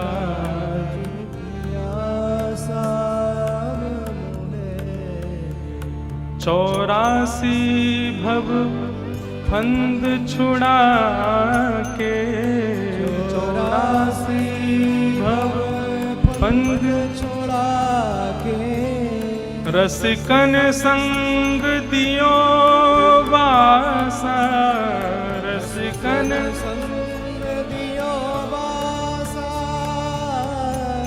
युगल प्रिया अब नहीं कछु संशय, प्रिया अब नहीं कछु संशय, विपिन प्रमोद निवासा मोहे, विपिन प्रमोद निवासा, अब मोहे चंद्रकला जू की आशा, अब मोहे चंद्रकला जू की आशा। नारद जी ने केवल ये भाव गाया मात्र, गाते ही चंद्रकला जी प्रकट हो गए। कहो नारद क्यों इतने विरह में हो। बंधुओं सहचरी का स्वभाव ठाकुर जी की निज सेवा में रहने वालों का स्वभाव बहुत ठाकुर जी से भी ज्यादा करुणावंत होता है। चंद्रकला जी ने नारद जी से पूछा, क्यों रुदन कर रहे हो नारद? नारद जी ने अपना भाव कहा कि सांसारिक वस्तु नहीं मांगी कि मेरी कला मुझसे दूर चली गई है, मैं वीणा नहीं बजा पा रहा हूं। नारद जी रोने लगे और कहने लगे, मैं ठाकुर जी की सेवा नहीं कर पा रहा। संत जनों से, वैष्णव जनों से सेवा की आश करो, अन्य किसी वस्तु की नहीं। नारद जी कहते मैं वीणा नहीं बजा पा रहा, तो चंद्रकला जी अंतर ध्यान हो जाती, लेकिन नारद जी बोले मैं सेवा नहीं कर पा रहा, मैं ठाकुर जी को प्रसन्न नहीं कर पा रहा, मैं ठाकुर जी का मुखोल्लास नहीं कर पा रहा। चंद्रकला जी समझ गई और तुरंत चंद्रकला जी ने दोनों वरद हस्त नारद जी के सिर पर विद्यमान किए और नारद जी को भी सहचरी बना दिया। और नारद जी से कहा, अब देखो तुमको वीणा सिखाने के लिए हम रोज सरजू जी पे आमे, इतना हमको अवकाश नहीं है। रघुनाथ जी की, सिया जी की सेवा करनी पड़ती है, सुबह उठाना, फिर स्नान करना, सब भाव रखना पड़ता है सुबह से रात्रि तक। और रात्रि में लालजू सो जाते हैं, उसके बाद भी चरण दबावे की सेवा, सुंदर पंखा हिलावे की सेवा, ये सब सेवा, ये सहचरियां तो सोती नहीं है ना। अभी जो हमारी स्थिति है वो सहचरी वाली है। सोना किसे कहते हैं मैं भूल चुका हूं। हर 5 मिनट में आंख खुलती है, 4-5 तो नहीं बज गए, लाला को उठाना है। हमारे लाल जी जब घर पे रहते तब मंगला नहीं होती 7 बजे, तब तो लाला उठते 9 बजे। छोटो लाला है, घर को लाला है, लेकिन अभी तो यहाँ इतने सारे दर्शनार्थी आए ना, तो लाला ही ना सुन दे, ए जल्दी उठ, मुझको तैयार कर, सब देखवे वाले आ रहे हैं, जल्दी उठ, मेरी पाग नेक ठीक कर दे, नेक लड़ी लगा दे, ऐसे कानन में कुंडल पहना, जल्दी उठ, मुझको तैयार कर, सब मुझको देखवे आ रहे हैं। दर्शनार्थी जब दर्शन करते हैं ना बहु संख्या में, हमारे लाला बड़े इतराते हैं, फिर ये सब मोह देख में आए हैं, ये सब मेरे दर्शन कर में आए हैं, बड़े खुश होते हैं। रात भर सोने ही नहीं देंगे महाराज, नेक में यूं लगे अब तो नहीं बज गए 5, अब तो नहीं बज गए 5, उठ के जाना है, सब सेवा करनी है। सहचरियां कहां सोती हैं, सेवक कहां सोता है? सबते सेवक धर्म कठोर, सबसे कठिन है सेवक। सुनने वालों को लगता है ये कौन सी बड़ी बात है, करके देखो तो पता चले, पाम घिस जाएंगे। स्थिति ऐसी हो जाती है महाराज कि भोजन भी आधी रोटी में पेट भरने लगता है, नींद तो कहां ही चली जाती है, लेकिन फिर भी देखो कथा कर रहे हैं, खूब आनंद से, रात में खूब नृत्य करेंगे, आनंद करेंगे। ये ऊर्जा भी सेवा से ही प्राप्त है। या देवी सर्वभूतेषु निद्रा रूपेण संस्थिता, नमस्तस्यै नमस्तस्यै नमस्तस्यै नमो नमः। देवी निद्रा भी देवी है, उसका सम्मान करना चाहिए, उसको ग्रहण करना चाहिए, परंतु जब सेवा में व्यस्त होते हैं ना, तो निद्रा अपनी पूर्ति सेवा में ही कर देती। कोई नहीं ये सेवा में है, तो इनकी सेवा में ही निद्रा का जितना भाव होता है, जितना श्रम होता है, वो निद्रा दीदी क्षमा कर देती है। निद्रा क्या कृपा करती है? श्रम को क्षमा करती है। जितना आपका श्रम हुआ है सबको स्वस्थ कर देती है, व्यवस्थित कर देती है। इसलिए निद्रा की शरण में हम लोग रात्रि में जाते हैं। लेकिन जब निद्रा देखती है कि व्यक्ति सांसारिक भोग में है तो और थकाती है, लेकिन निद्रा देखती है कि सेवा में है तो और पुष्ट कर देती है।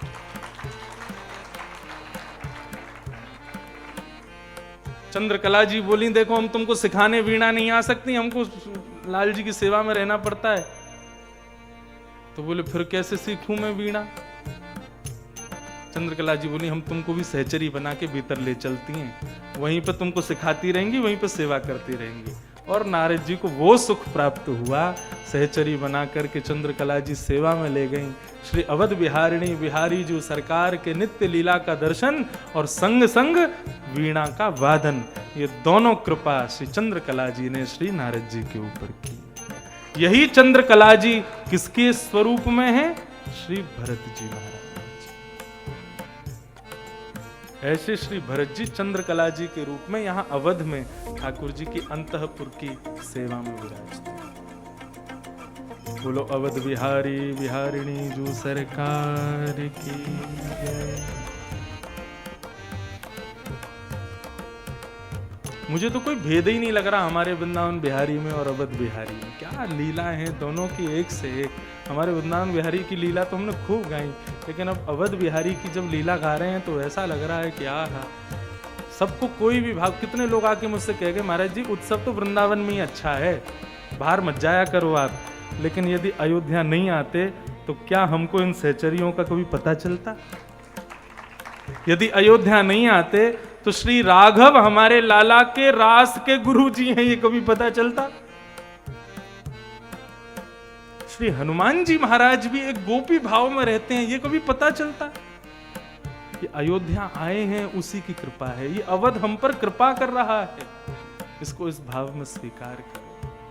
ठीक है, श्रम खूब होता है, अपने घर में जब होता है उत्सव ऊपर नीचे ही तो है, भाग दौड़ करके हो जाता है उत्सव। लेकिन यहाँ आए हैं, इतनी सामान सामग्री वृंदावन से आई है, श्रम बहुत हो रहा है, खर्चा भी खूब हो रहा है, भाग दौड़ भी खूब। अभी 2 दिन से तो धूप निकल रही है, नहीं तो परसों तक तो यहाँ कड़कड़ी चल रही थी महाराज। लोग कटकटी करके दांत की तब गा रहे थे आरती में, देख रहा था सबको। अभी 2 दिन से तो उनको कृपा हो गई है, और ये कृपा भी यही है कि हमको निकुंज में प्रवेश प्राप्त है। इसलिए किशोरी जी कृपा कर रही हैं कि भाई इतने सारे आए हैं, इन पर कृपा करो, थोड़ा मौसम अनुकूल करो। ऐसे श्री अवध बिहारी जी की सरकार, उनकी ये मधुर लीला, उसको हम बारंबार प्रणाम करते हैं, वंदन करते हैं।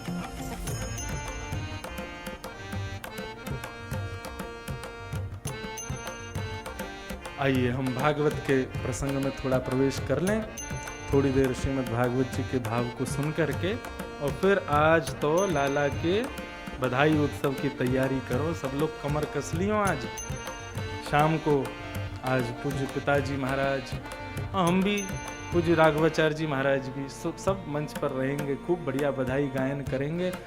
कोई भी ढीले मत पड़ना, शाम को मुझसे 10-10 रुपए ले जाना, घी खा लेना कहीं जाके हैं। आज शाम को तो उत्सव ऐसा होना चाहिए महाराज। ओ जुग जुग जीवे रे यशोदा मैया तेरो ललना, बड़े भागते यशोदा मैया ऐसो सुत तेने जायो। अरे हमारो लाला कोई ऐसो थोड़ी है, कौन है? पूर्ण ब्रह्म जगत को स्वामी, सो हमने गोद खिलायो। याकू मंगवा दे पलनवा तेरो ललना, जुग जुग जीवेरी यशोदा मैया तेरो लल। आप लोग ये गाना, जुग जुग जीवे इंद्रेश भैया तेरो ललना, सब खूब आशीष दे के जाइए आज। आइए हम लोग कथा में थोड़ी देर प्रवेश करें। अभी तक तो हम लोग, कितना सुंदर क्रम बन गया कथा का। सुबह अवध की लीला, फिर भागवत की लीला, क्या आनंद आ रहा है।